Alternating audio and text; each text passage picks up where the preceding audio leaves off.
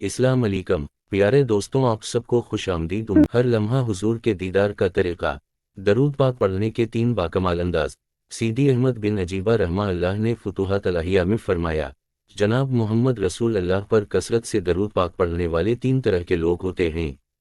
پہلاوا طبقہ جو آپ صلی اللہ علیہ وسلم کی شخصیت محمدیہ یعنی بشریت پر درود بھیجاتا ہے، یہ لوگ اہل حجرت ہیں۔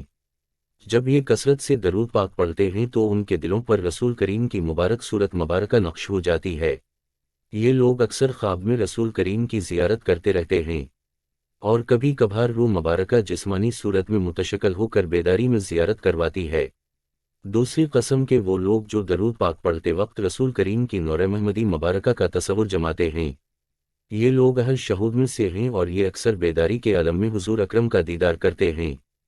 تیسری قسم کے وہ لوگ ہیں جو رسول کریم کی حقیقت مبارکہ یعنی حقیقت محمدیہ پر درود پڑھتے ہیں، یہ اہل رسوخ و تمکین ہیں۔ ایک لمحہ کے لیے بھی ان کی نگاہ رسول کریم کے مبارک چہرے کی طرف دیکھنے سے محروم نہیں ہوتی۔ یہ ہر وقت زیارت سے مستفیض ہوتے ہیں۔ اگر رسول کریم کی مبارک ذات ایک ساتھ بھی میرے نگاہ سے غائب ہو جائے تو میں خود کو مسلمان نہ سمجھوں۔ سیدنا علی الجمیل ومانی کہتے ہیں کہ میں نے جب بھی رسول کریم کو یاد کیا یا آپ کا خیال میرے دل میں آیا تو اسی وقت میں نے رسول کریم کا دیدار کر لیا، اسی وقت آپ نے کرم فرما دیا۔ اللہ رب العزت ہمیں بھی اہل رسوخ و تمکین میں سے بنائے۔